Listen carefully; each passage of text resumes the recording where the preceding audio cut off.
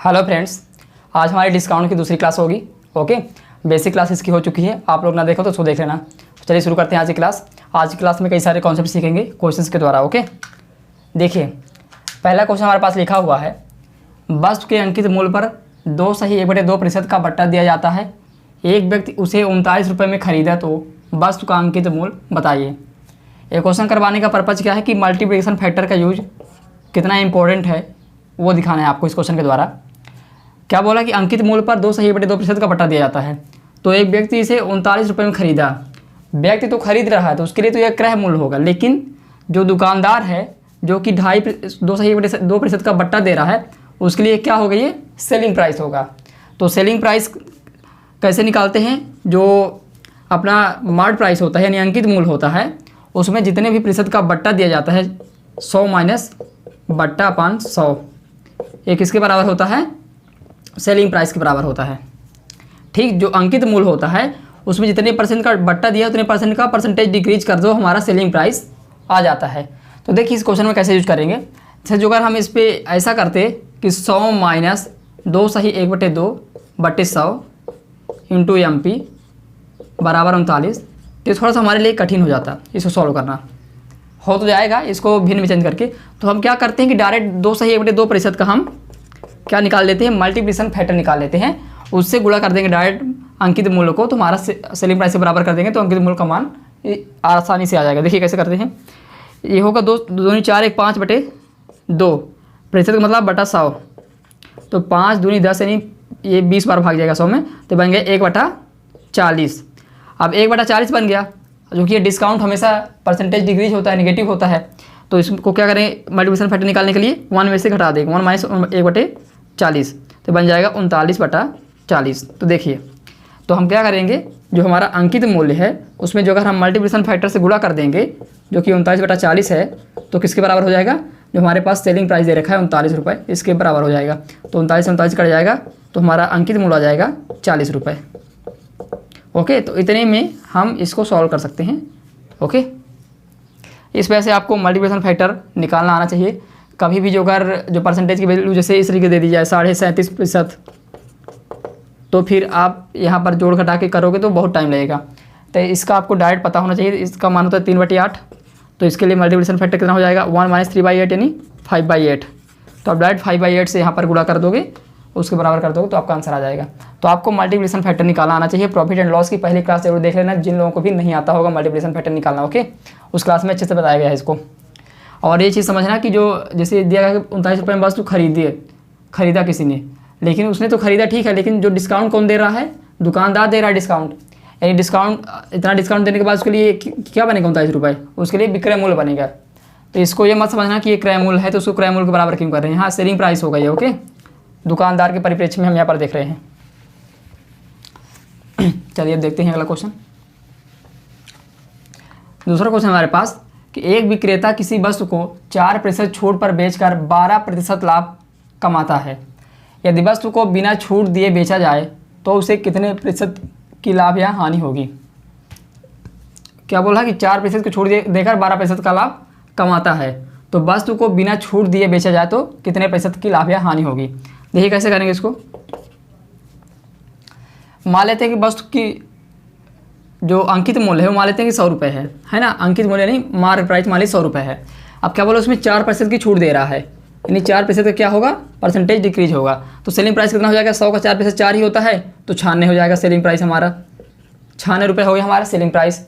अब क्या बोला कि 12% का लाभ कमा रहा है, 96 में 12% का लाभ कमा रहा है, तो यहाँ से हम निकाल लेंगे अपना CP निकाल लेंगे। CP क्या होगा,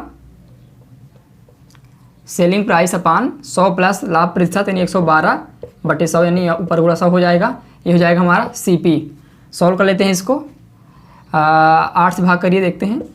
8 एकम 8 3 11 32 बना, 8 चौक 32, तो ये बन जाएगा वही 16 से कट जाएगा डायरेक्ट, 16 छक्का 96, 16 सत्ते 112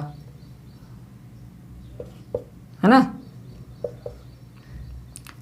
16 से डायरेक्ट काट दो, 16 छक्का 96 होगा, 16 सत्ते 112 होगा, ये बन जाएगा 600/7। 600/7 रुपये आ गया हमारा CP यानी क्रय मूल्य आ गया। आप क्या बोल रहा है, देखिए जब 4% की छूट दिया और 12% का लाभ हुआ तो हमारा क्रय मूल्य आया 600/7 रुपये। अब आगे क्या बोला कि यदि वस्तु को बिना छूट दिए बेचा जाए, यानी जो छूट हम दे रहे थे 4% की, तो उसको छूट को ना दे दिया जाए, यानी सेलिंग प्राइस 100 रुपये ही कर दी जाए, जितना अंकित मूल्य उतने में ही बेच दिया जाए, तो कितने प्रतिशत की लाभ या हानि होगी। अब क्या हो गया, हमारे पास सेलिंग प्राइस आ गया 100 रुपये और क्रय मूल्य है हमारे पास 600/7 रुपये। क्रय मूल्य तो चेंज नहीं होगा, जितना है उतना ही रहेगा। तो अब इस यहाँ से हम निकालेंगे लाभ कितना होगा, 100 माइनस 600/7 है ना, SP माइनस CP/CP गुणा 100। अगर ये पॉजिटिव आया तो लाभ होगा, मतलब SP ज़्यादा बड़ा है, अगर माइनस में आया मतलब की हानि होगी। ठीक, तो यहाँ पर ये हेडेक नहीं लेना कि इसमें माइनस करना है उसको कि उसमें इसको माइनस करना है। ओके, तो बन जाएगा 700 माइनस 600 यानी 100/7 और इसको उल्टा कर दो गुणा करके, ठीक, 7/600 और गुणा 100। तो देखिए अब 2 जीरो से यहाँ से कैंसिल हो गया, 7 से 7 कैंसिल हो गया, बना ये 100/6 और 1/6 गुणे 100 कितना होता है 16 सही 2/3%। 1/6 की जो परसेंटेज वैल्यू कितनी होती है 16 सही 2/3%। यहाँ पर आपको भाग देने की भी जरूरत नहीं है, 100/6 यानी 1/6 गुणे 100, तो 1/6 की वैल्यू होती है 16 सही 2/3% के फॉर्म में। ओके, तो इस तरीके से हम लोग ऐसे क्वेश्चंस को आसानी से सॉल्व कर सकते हैं। चलिए हम करेंगे अगला क्वेश्चन। आई होप आपको समझ में आ रहा होगा, और कोई भी डाउट आए तो आप लोग बिना किसी हिचकिचाहट के आराम से पूछ सकते हो। ओके, देखते हैं अगला क्वेश्चन क्या है हमारे पास। एक व्यक्ति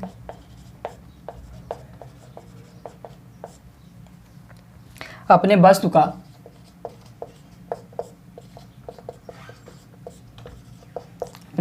का मूल्य कितने प्रतिशत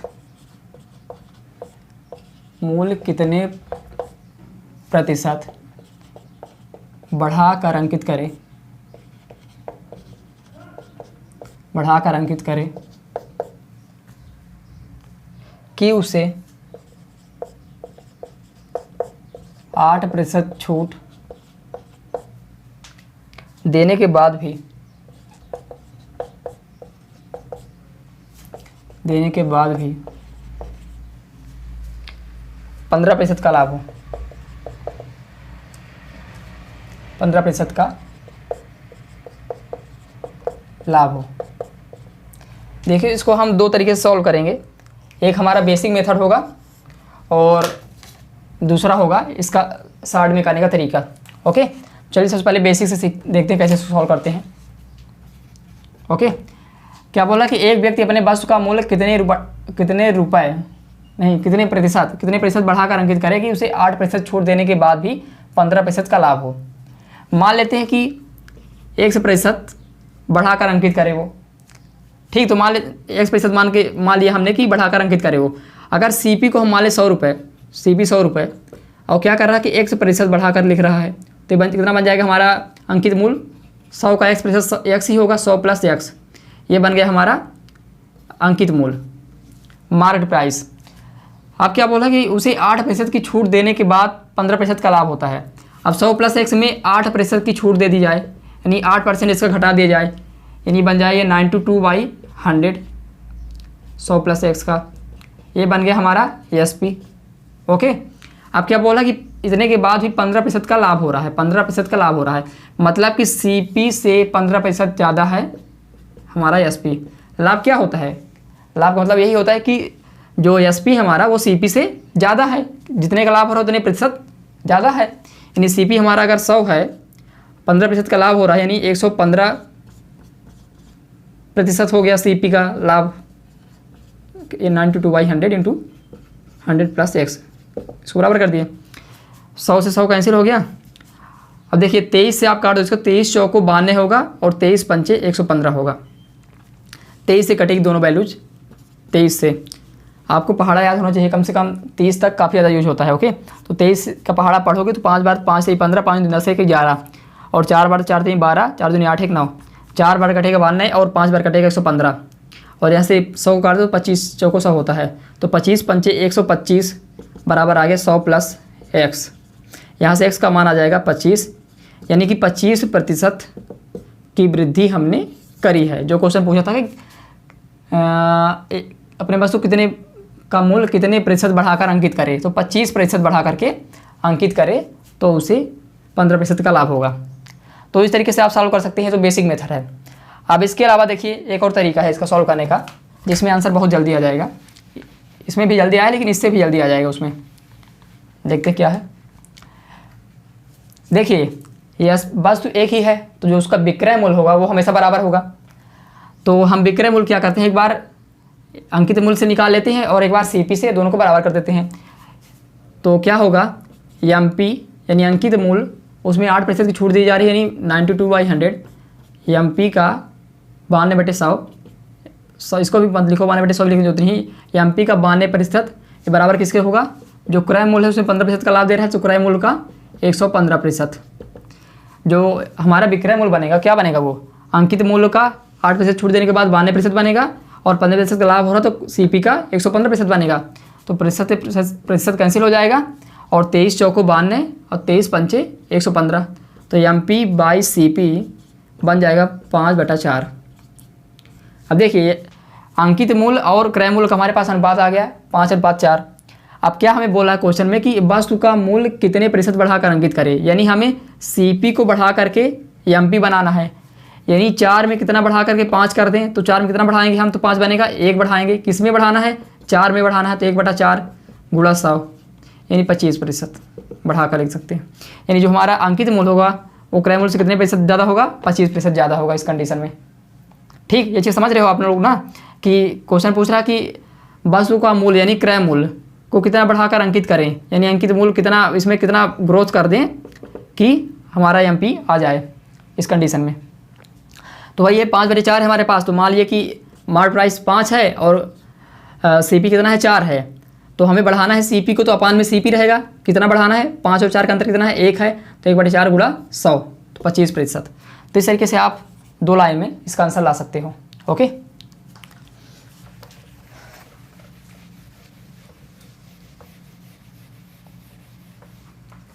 देखते हैं अगला क्वेश्चन। एक वस्तु का अंकित मूल्य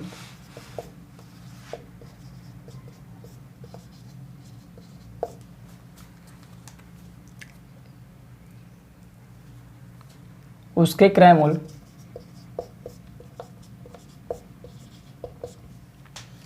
से 20% बढ़ाकर रखा गया है, से 20%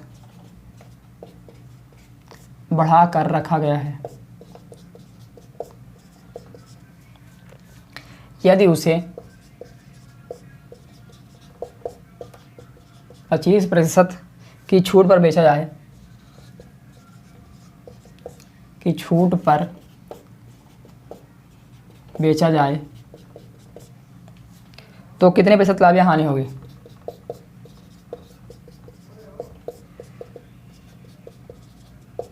लाभ या हानि होगी। ओके, देखिए क्वेश्चन क्या है हमारे पास कि एक वस्तु का अंकित मूल्य उसके क्रय मूल्य से 20% बढ़ाकर रखा गया है। यदि उसे 25% की छूट पर बेचा जाए तो कितने प्रतिशत लाभ या हानि होगी। देखिए कैसे करेंगे इसको। क्या बोला है कि अंकित मूल्य को क्रय मूल्य से 20% बढ़ाकर रखा गया है। तो अगर आप क्रय मूल्य को मान लो 100 रुपये है, तो अपना जो अंकित मूल्य होगा कितना होगा, 20% ज़्यादा, यानी 120 रुपये हो जाएगा अंकित मूल्य। ठीक, यदि उसे 25% की छूट पर बेचा जाए, यानी 120 में 25% की कमी कर दी जा रही, तो हमारा जो एसपी आएगा, सेलिंग प्राइस कितना हो जाएगा, 120 का 25% कितना होगा, आप 125% मतलब कि 1/4 यानी 30। 120 का 25% निकालना कैसे निकालोगे, 25% मतलब होता है 1/4, तो 4 3 12 यानी 30, तो होगा 30। तो 120 में 30 घटा तो कितना बचेगा, 90। यानी हमारा जो सेलिंग प्राइस है यानी विक्रय मूल्य कितना आ गया, 90 रुपये आ गया। तो अब क्या बोल रहा है कि कितने प्रतिशत का लाभ या हानि होगी। तो हमारे पास सीपी है 100, एसपी है 90, तो कितने का लाभ या हानि होगी, 10% की लाभ होगा, 10% की हानि होगी। क्यों, क्योंकि सीपी ज़्यादा है एसपी से, तो 10% की हानि होगी। 10% की हानि तुरंत क्यों, डायरेक्ट हम बोल दिए हैं, क्योंकि 100 हमारा सीपी है और 90 एसपी है, तो अंतर है 10 का। और चूँकि सीपी 100 है यानी 100 में 10 यानी 10%। परसेंटेज क्या होता है, 100 में से कितना, और 100 में से ही पता है हमें 10, तो 10% की हानि हो गई यहाँ पर। ठीक, तो इस तरीके से ऐसे क्वेश्चन को हम तुरंत कर सकते हैं बिना किसी फार्मूला का यूज किए, पूरा अपने कॉन्सेप्ट के द्वारा, है ना, सेकंड्स में इसको सॉल्व कर सकते हैं। अगला क्वेश्चन देखिए क्या है। 25% की छूट देकर 20% का लाभ लेने के लिए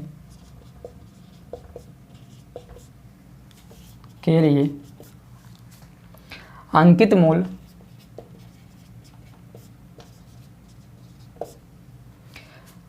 क्रय मूल्य से कितने प्रतिशत अधिक रखना होगा? क्रय मूल्य से कितने प्रतिशत अधिक रखना होगा? जो पिछला वाला क्वेश्चन करवाए थे उससे पहले वाला जो क्वेश्चन था उसी से संबंधित है। देखिए क्या बोला कि 25% की छूट देकर 20% का लाभ लेने के लिए अंकित मूल्य क्रय मूल्य से कितने प्रतिशत अधिक रखना होगा। तो वही जो पिछले वाला क्वेश्चन था उसी तरीके से सेम टू सेम। तो जो हमारा अंकित मूल्य होगा उसमें 25% छूट दी जा रही है, तो सेलिंग प्राइस कितना होगा? 75% हो जाएगा। क्या करते हैं इसमें, एमपी का और सीपी का रेशियो निकाल लेते हैं, तो वहाँ से फिर हमारा आंसर आ जाता है। तो उसको रेशियो निकालने के लिए क्या करते हैं कि एसपी को बराबर कर देते हैं। तो अंकित मूल्य का 75% किसके बराबर हो जाएगा? क्रय मूल्य का 20% लाभ हो रहा है तो 120% कैंसिल। इसको आप काट दो, 5 से काटो 15 बार जाएगा, ये 5 दूनी 10, 5 और 20, यानी एमपी बाई सीपी आ गया हमारे पास 24/15। अब क्या बताना है कि क्रय मूल्य को कितना बढ़ाना है कि हमें जो है तो अंकित मूल्य मिल जाए। तो कितना बढ़ाएंगे? 15 को 24 में करने के लिए कितना बढ़ाना पड़ेगा? 9 बढ़ाना पड़ेगा। किसको बढ़ाना है? 15 को बढ़ाना है, यानी क्रय मूल्य को बढ़ाना है, गुणा 100। 3 तिकाई 9, 3 पचे 15, 5 दूनी 10, 20 बार जाएगा। 100 में 5 से भाग तो 20 23 60, यानी 60% जो अगर हम क्रय मूल्य को बढ़ा दें तो हमारा अंकित मूल्य आ जाएगा। तो इसका आंसर क्या हो जाएगा? 60%। ओके, चलिए अब करते हैं अगला क्वेश्चन।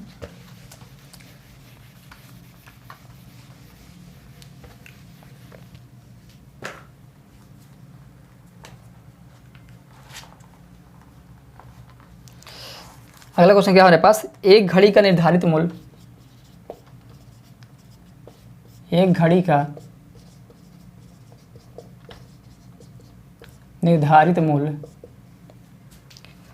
720 था, 720 रुपये था। एक व्यक्ति ने दो बट्टों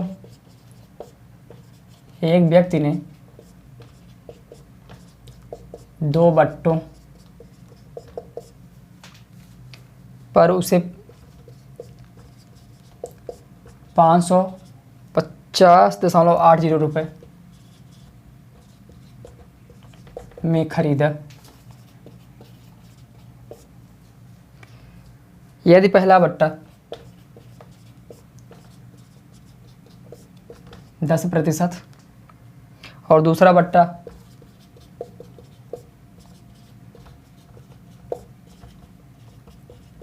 अपठनीय है ना, मतलब जिसे पढ़ नहीं सकते हो, मतलब दिख नहीं रहा होगा, वो अपठनीय है, तो दूसरा बट्टा ज्ञात करें। ओके, एक ऐसा ये मतलब कैसा क्वेश्चन है कि इसमें एक बट्टा दिया होता है और एक बट्टा नहीं दिया होता है, उसी को हमें निकालना होता है। ओके, तो देखते हैं कैसे करते हैं ऐसे क्वेश्चंस को। बहुत सिंपल है। एक घड़ी का निर्धारित मूल्य यानी उसका अंकित मूल्य कितना दे रखा है? 720 रुपये। एक व्यक्ति ने दो बट्टों पर उसे 550.80 रुपये में खरीदा, यानी व्यक्ति ने खरीदा तो जिसने बेचा है घड़ी को उसके लिए क्या होगा? ये विक्रय मूल्य होगा। यदि पहला बट्टा 10% और दूसरा बट्टा अपठनीय है तो दूसरा बट्टा ज्ञात करें, यानी दूसरा बट्टा क्या हमें पता नहीं है, तो वही हमें पता करना है। हमारा अंकित मूल्य है 720 रुपये, पहला बट्टा दे रहे हैं 10% का, यानी ये बन जाएगा 90/100, और दूसरा बट्टा मान लेते हैं कि 1% का है, तो कितना बन जाएगा? 100 माइनस x/100। ये किसके बराबर हो जाएगा? यहाँ से हमारा क्या आएगा? विक्रय मूल्य आएगा जो कि है 550.80 इसके बराबर कर देंगे। यहाँ से हम इसको सॉल्व कर सकते हैं। देखिए 2 जीरो यहाँ से कैंसिल कर दीजिए और ये 72 है, इसको 9 से काट दें, 9 अट्ठे 72, ये बनेगा 9 छक्का 54, 10 बना तो 9 एक कम 9, 1 बचा और 8 वहाँ से आएगा, दशमलव लगाने के बाद तो 2 बार जाएगा। ओके, तो 1.20। इसको भी अब क्या करिए आप कि काट सकते हैं अभी भी आप, या तो इसको अभी मत काटो, तो क्या बनेगा 8 गुणे 9 इंटू 100 माइनस x, ये बराबर इधर जाके बन जाएगा 6120 बन जाएगा। 2 जीरो यहाँ पर तो दशमलव इधर चला जाएगा। ओके, 6120 रुपये बन जाएगा। अब इसको आप काट दो, 8 से कैंसिल करोगे कितनी बार जाएगा, 8 से 56, 5 61 52 बना तो कितनी बार जाएगा, 8 छंग 48, 48 4 52, 40 बना, 8 45। अब 9 से कैंसिल कर दो तो 9 अट्ठे 72, 4 76, 45 बना तो 9 बना 45, यानी 100 माइनस x बराबर कितना आ गया 85। तो x कितना आ जाएगा, x इधर गया तो प्लस बनेगा, इधर आएगा ये 85 तो माइनस बन जाएगा, तो बन गया 15, तो 15%। ये दूसरा बट्टा कितना होगा, 15% होगा। ओके, तो इस तरीके से कभी भी 2 बट्टे की बात करें, 2 से ज़्यादा बट्टे भी दे रखे हों और कोई भी एक बट्टा ऐसा हो जो कि नहीं पता हो, तो सीधे आप क्या करोगे, जो अंकित मूल्य होगा उसमें जितने भी बट्टे दे रखे हों उसमें उसको उतने परसेंटेज का डिक्रीज करते हुए इंटू करते चले जाओ, वहाँ से अपना SP के बराबर होगा वो, और यहाँ से हमारा आंसर आ जाएगा। ओके, चलिए अब देखते हैं अगला क्वेश्चन इसके बाद।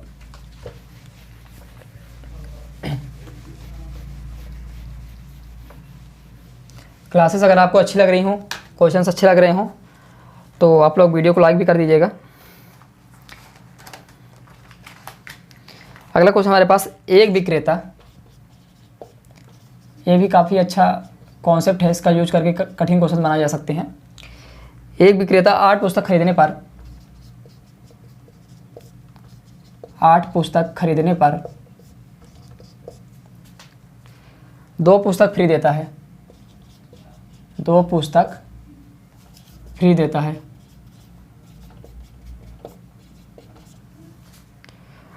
और वह ग्राहकों को कितना प्रतिशत छूट देता है, तो वह ग्राहकों को कितना प्रतिशत छूट देता है।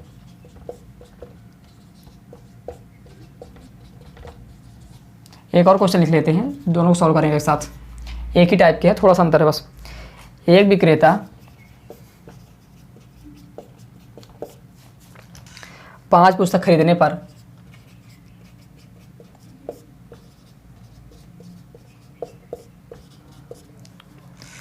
1 पुस्तक फ्री देता है।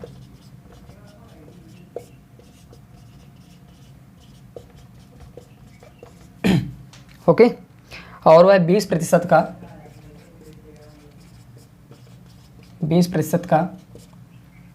अतिरिक्त छूट भी रहता है, अतिरिक्त छूट भी देता है। तो बताइए उसने ग्राहकों को कितने प्रतिशत का छोड़ दिया, उसने ग्राहकों को कितने प्रतिशत का छोड़ दिया, मतलब समतुल्य बट्टे की बात कर रहा है। ओके, तो देखिए पहला क्वेश्चन जो है हमारे पास क्या है कि एक विक्रेता 8 पुस्तक खरीदने पर 2 पुस्तक फ्री देता है, तो वह ग्राहकों को कितने प्रतिशत छूट देता है ना। कभी भी क्वेश्चन ऐसे आए कि कुछ वस्तु खरीदने पर कुछ वस्तु फ्री में मिले, तो उसमें छूट कैसे निकालते हैं, फ्री कितना दे रहा है, छूट कितने पुस्तक की दे रहा है, 2 पुस्तक की छूट दे रहा है, और अपान में लिखना पड़ेगा टोटल पुस्तक। टोटल पुस्तक कितना है, 8 पुस्तक खरीदने पर 2 पुस्तक फ्री दे रहा है, मतलब 8 पुस्तक खरीद रहे हैं तो 2 और दे रहा है, मतलब कितनी पुस्तक हो गई टोटल, 10 पुस्तक हो गई। तो अपान में हमेशा ध्यान रखना कि 8 मत लिख देना, हमेशा क्या लिखना होगा, जो टोटल आएगा मतलब 10 लिखोगे यहाँ पर, गुणे 100 तो 10 जीरो कट गए, मेरा 20%, मतलब कि वो 20% की छूट दे रहा है। 8 पुस्तक पर 2 पुस्तक फ्री देना मतलब कि 20% की छूट दी जा रही है। ओके, तो इस तरीके हो गया पहला वाला का आंसर, ये पहले वाले का सलूशन हो गया इस तरीके से। ओके, कभी भी ऐसा है कि 2 मतलब सामान आपको फ्री दे कुछ सामान के बदले, तो आप वहाँ से कितनी छूट दे रहा है उसको आप निकाल सकते हो। जितना सामान फ्री दे रहा है अपान में टोटल सामान, और 100 से गुणा कर दोगे। अब देखिए दूसरा वाला क्या बोला है, इसमें 5 पुस्तक खरीदने पर 1 पुस्तक फ्री देता है, मतलब 1 पुस्तक फ्री दे रहा है बटे कुल पुस्तक 6 पुस्तक गुणे 100, तो कितना बन जाएगा 50/3%। 50/3% का ये छूट दे रहा है पुस्तक एक फ्री दे करके। उसके अलावा वह 20% का अतिरिक्त छूट भी देता है, 20% का एक और छूट दे रहा है। तो बताइए वह उसने ग्राहकों को कितने प्रतिशत का छूट दिया। क्या हो रहा है कि 50/3% का छूट तो हमें मिल रहा है पुस्तक फ्री देने की वजह से, इसके अलावा 20% छूट अलग से दे रहा है, यानी हमें निकालना है समतुल्य बट्टा, कुल छूट कितनी दी जा रही है। तो क्या करेंगे यहाँ पर हम ए बी प्रिंसिपल लगा देंगे, तो बनेगा ये 50/3। यहाँ पर आज बटे 6 गुणे 100 को 16 सही 2/3% मत कर देना, क्योंकि हमें आगे ए बी प्रिंसिपल लगाना है तो उसमें फिर लगाना मुश्किल होगा, तो इतना ही लिखना बस हो गया आप इसको। तो 50/3 प्लस 20 माइनस 50/3 गुणा 20/100 से गुणा। तो देखो 50 दूनी 100, 2 दहम 20, यानी ये बन जाएगा 3 दूनी 6 यानी 60, 20 3 60, 50 110/3 माइनस का 10/3, ऊपर 10 बचा है अपान में 3 है, तो बन जाएगा 110 में 10 घटाओ कितना बचेगा 100 बचेगा 100/3, 100/3 मतलब 33 सही 1/3%। ये आपको डायरेक्ट याद होना चाहिए कि 100/3 यानी 1/3 का प्रतिशत मान कितना होगा 33 सही 1/3%। तो इस तरीके से इसमें 33 सही 1/3% की कुल छूट दी जा रही होगी ग्राहक को। ओके, तो इस तरीके से करते हैं ऐसे क्वेश्चंस को जिसमें वस्तुएं फ्री दी जा रही हों। तो ये थे आज के क्वेश्चंस और कॉन्सेप्ट, और नेक्स्ट क्लास में हमारा जो बट्टा का डिस्काउंट वाला चैप्टर है ये ख़त्म हो जाएगा। उसके बाद हम लोग प्रॉफिट एंड लॉस और डिस्काउंट के काफ़ी सारे क्वेश्चंस को डिस्कस करेंगे। ओके, और इसमें आप कुछ प्रीवियस ईयर के क्वेश्चन भी हम लोग डिस्कस करेंगे। ओके, तो आप लोग चैनल को सब्सक्राइब कर लीजिए और नोटिफिकेशन को ऑन कर लीजिए, और हमारे चैनल पर बने रहिए, डेली आपके लिए क्लासेस चलती रहेंगी। ओके, धन्यवाद।